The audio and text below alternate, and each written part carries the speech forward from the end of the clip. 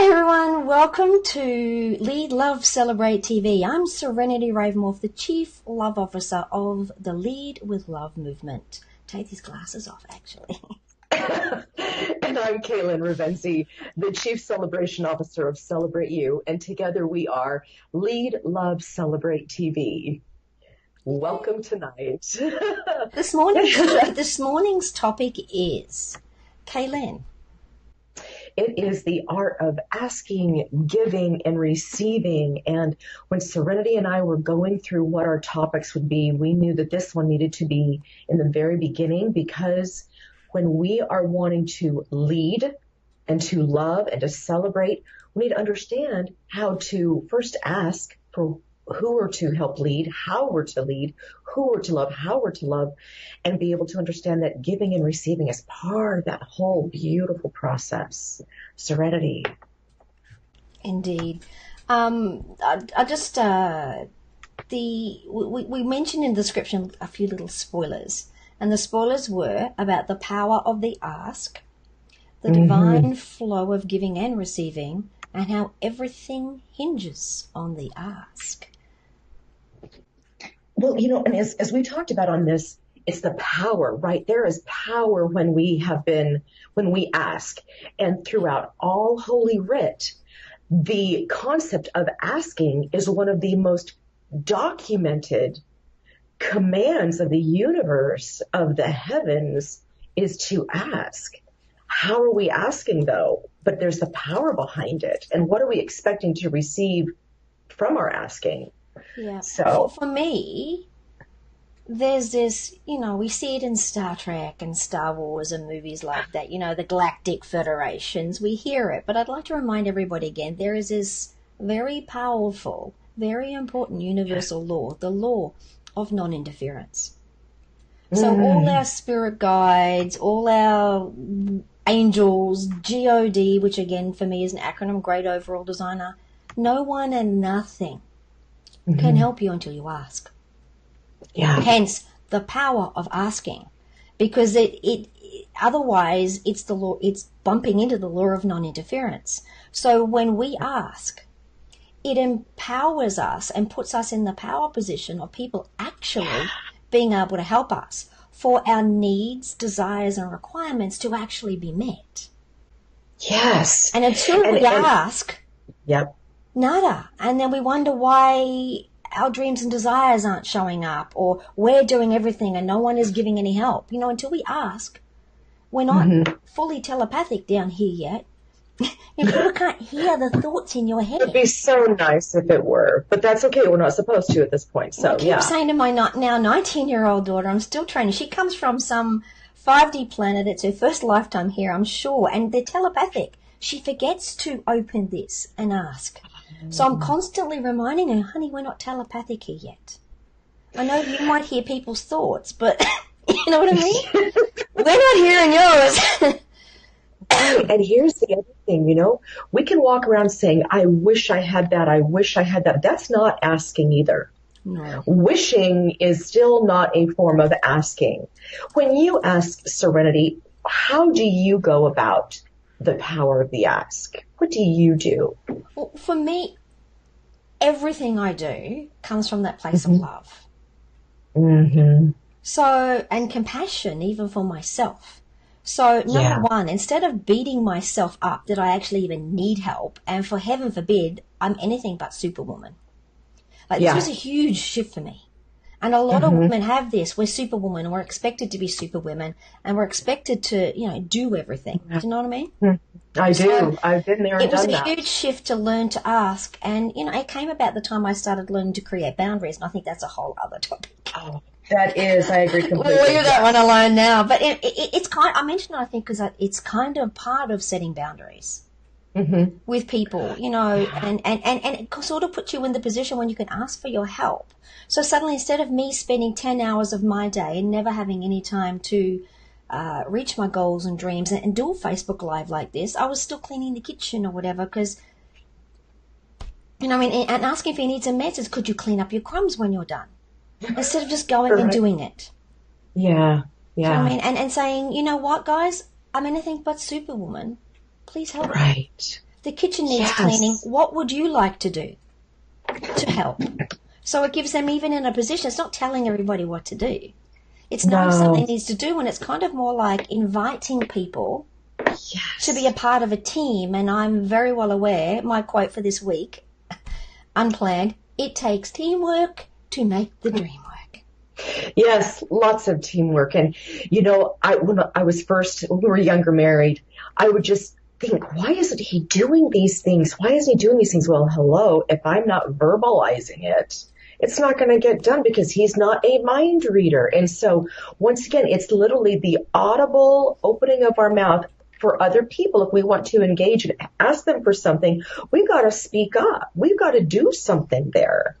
And so it's that literally saying words so that they can hear them, because they are not telepathic. And he, as many times as I wish it into his mind, he never catches my thought. I know. But that's okay, because I can go ahead and speak it, and that's a lesson for me.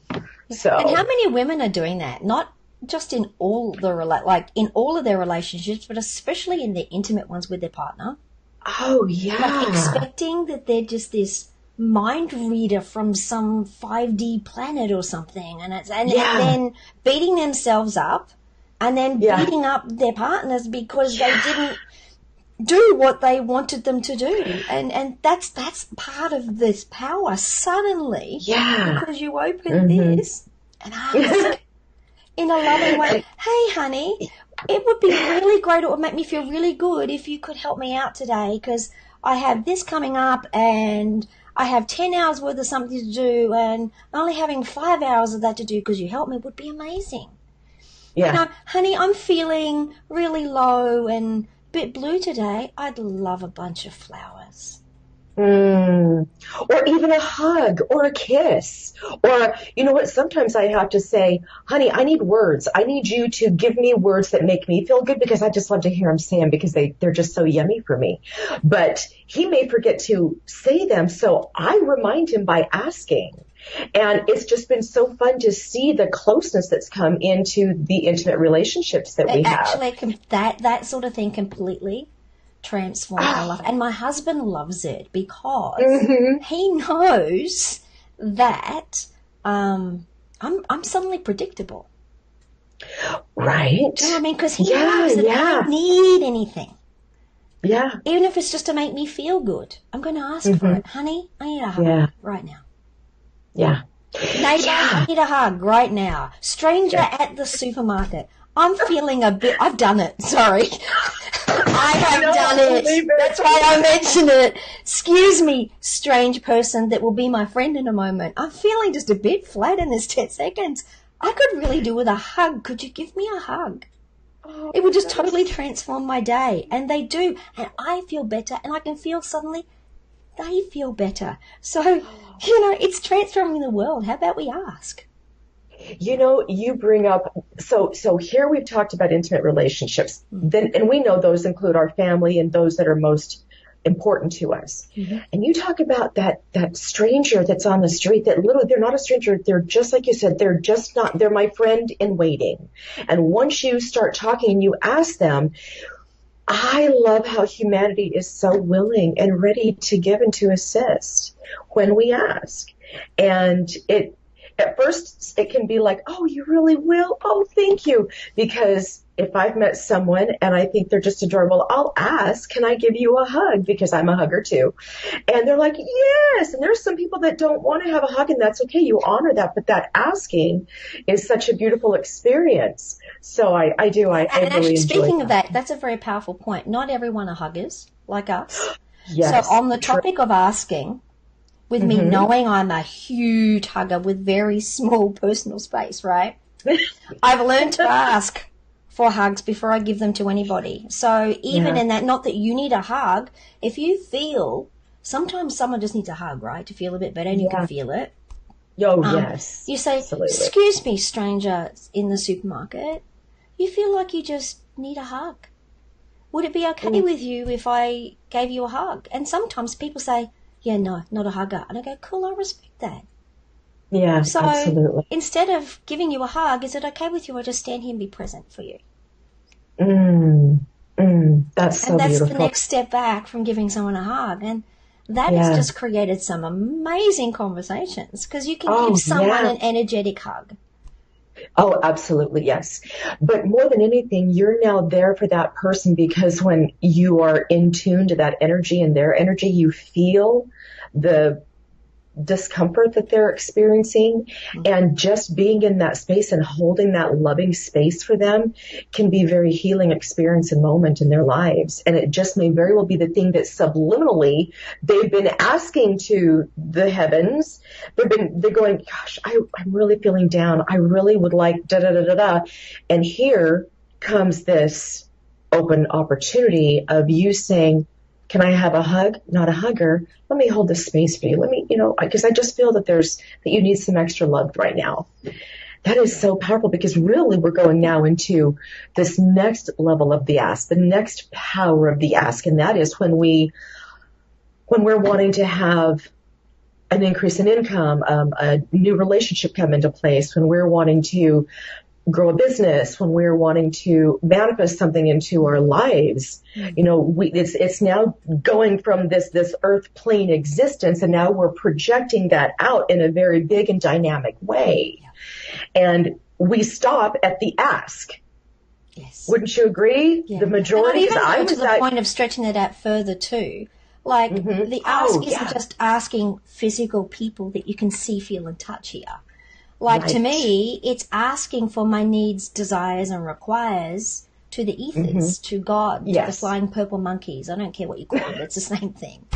I check that one because that one always brings a laugh. But asking angels, hello angels, like before we were having the call here today or this Facebook Live, that I was asking for the Fae and the angels, the Tech and Fae angels. Please take care of all of that stuff in the background so that our Facebook Live goes amazing today. Do you know what I mean? Yeah. Oh, that's what I've been doing, the same thing. So, our title is The Art of Asking, Giving, and Receiving, right? And there is a very powerful example that beautiful, beautiful gift that you gave to me. And this was several months back, and we get stuck in our own heads, and we're thinking, well, gee, I'm doing this and this and this. And as I was growing my business, or as I am growing my business a few months back, I was wanting to have an increase in my clients, in income, in experience, and all of these things.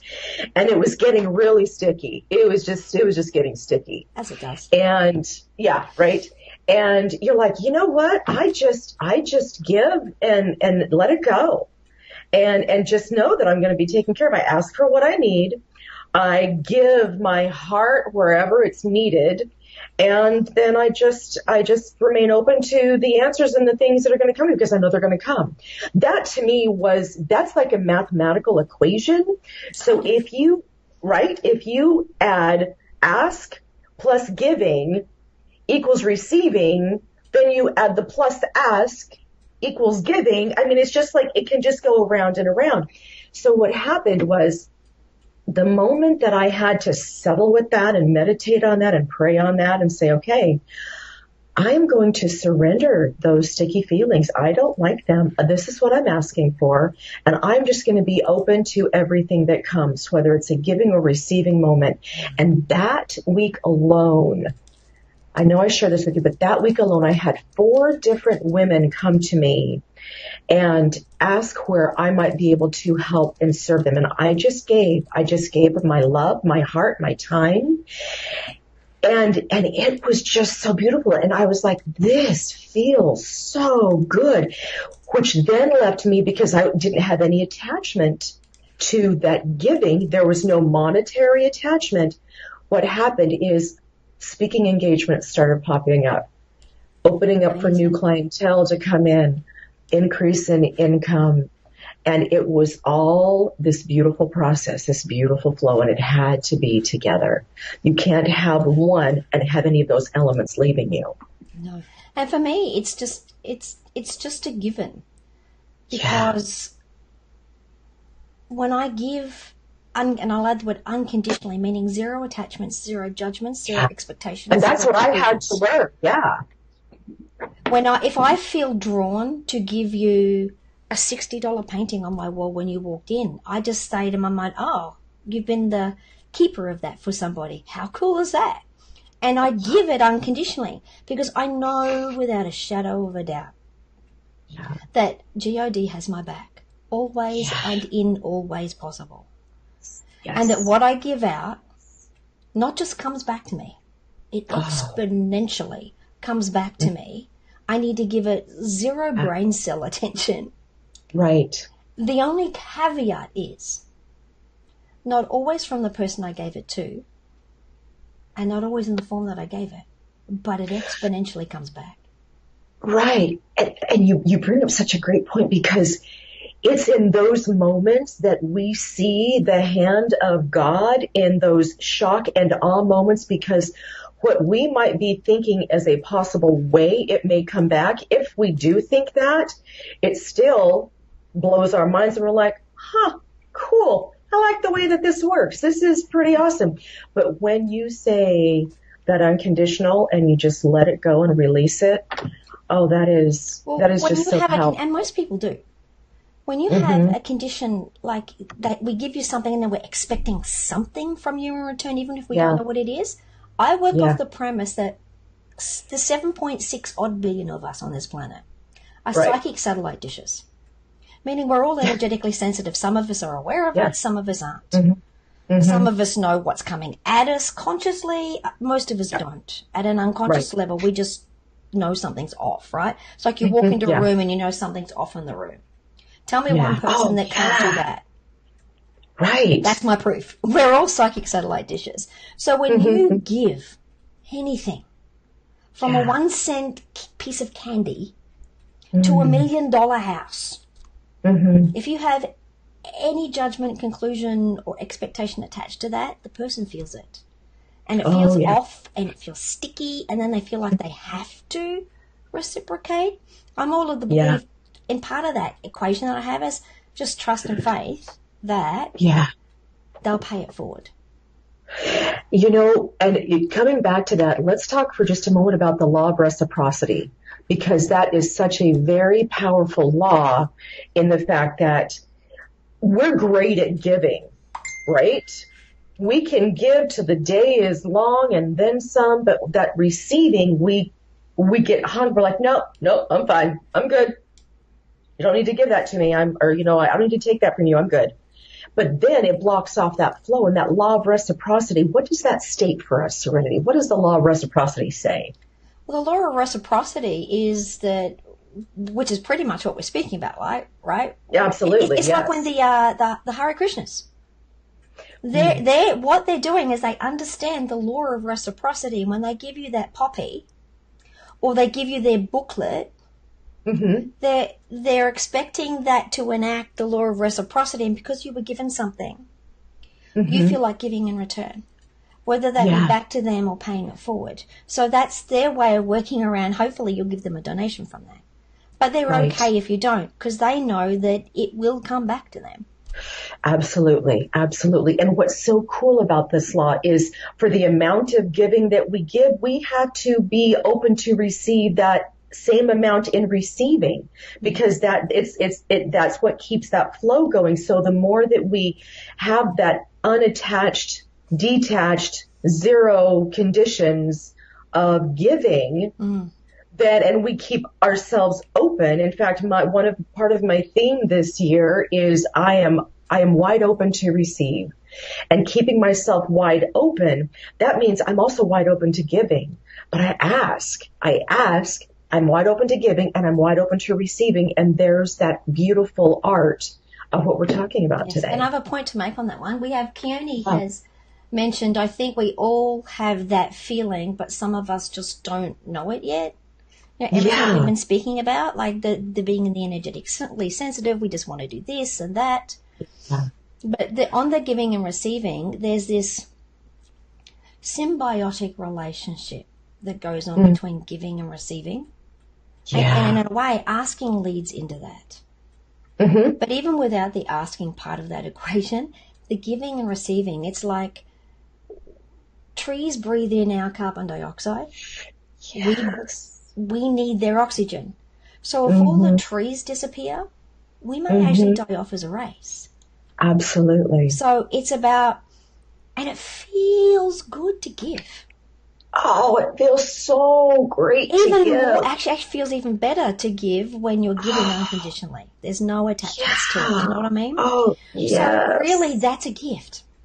So when I want to feel good because it feels good to give, and then I'm unwilling to receive, I'm actually doing everyone on the planet a disservice because I'm robbing them from the opportunity to feel good by giving. So I'm being very, very, very selfish. You know, so if we're talking about the trees, it's like this. I can give all the carbon monoxide, but I'm not going to accept your oxygen. What happens? We die. It's kind of stalemate, right? Right? And yet it's in that breath that's where we live. It's in our breathing that we live. You take away our breath and we will die. And seriously, so the trees have to give and we have to receive and we have to give and they have to receive. And on the point of have to, other than there's always exceptions to every rule on the planet, right? There's always someone who can do it. Right. On that note, try saying, I'm not going to take your oxygen today. I'm going to hold my breath. And I'm not going to participate in this symbiotic relationship today. Try holding your breath for longer than you need a breath and see what happens. 30 seconds later, I'm like, okay, maybe I can't do this. Right? Maybe I need you. So it's just, and it keeps this beautiful universal energy flow going. Yeah. And it's kind of like the tide turning. The tide doesn't go just one way. It comes in, it turns, and it goes out. Giving and receiving. Giving and receiving. Sun comes up, sun goes down. I'm just liking it.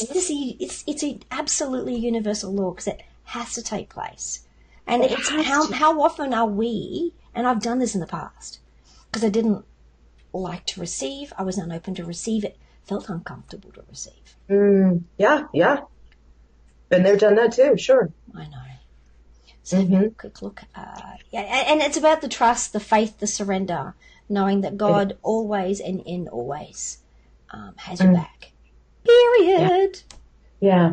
What a beautiful time we've had today discussing this amazing topic of the art, because it is an art of asking, giving, and receiving. And you cannot take any of those critical factors out in which to have the abundance of life that you want to have. Okay, Kaelen, we have a very beautiful point here from Shelley. We're not recognizing that there's a lag between us. So we're having this beautiful flowing conversation, but for them we're overlapping.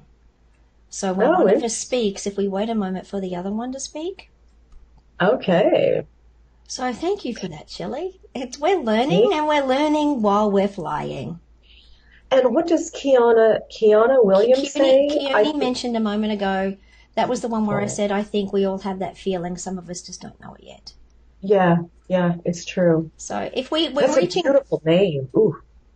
We're reaching to the bottom of the hour. Hope I left long enough in between the speech. We'll get this. We'll nail it. Today, at the end of the show here, we like to sort of mention if we can find one of those weird national days that fits in with our topic, because there's more than one of them. So according to the nationaldaycalendar.com, today is National Daggum That's Good Day. So on the topic of asking, giving, and receiving, which is all about feeling good, right? You just walk around today. I challenge you to walk around today just saying, daggum, that's a good day. That is, and it feels just yummy and fun to say as well, right? I know. Oh, and actually to finish off, one extra little point I'd like to make about the asking, giving, and receiving. And it leads into our topic next week. And our topic next week is vulnerability, the new sexy. I love that topic. I do too. With the asking, giving, and receiving, it puts us all in this very vulnerable state, very vulnerable place. And in the beginning especially, it can feel really, really vulnerable. to ask for our needs to be met, to give without conditions, to receive without feeling any stuff, any density.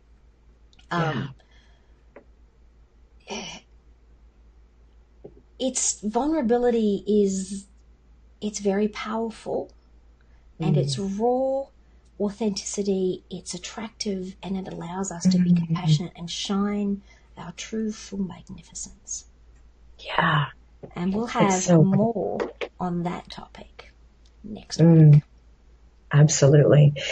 And if any of this has resonated with you, we would invite you to like our show for today. And if you feel that nudge, we would love to have you share it with those that are trying to figure out for themselves the art of asking, giving, and receiving. Indeed. So I'm going to go ahead, and Serenity, will you give us that beautiful close down that you wrote for us, please? Yes, the prayer I have that I'd like to read so I get it right. May you rejoice in the unique magnificence of your being, that in the hearer of this now has the power to transform all who enter the light of your eternal presence. As you lead, love, celebrate. What goosebumps.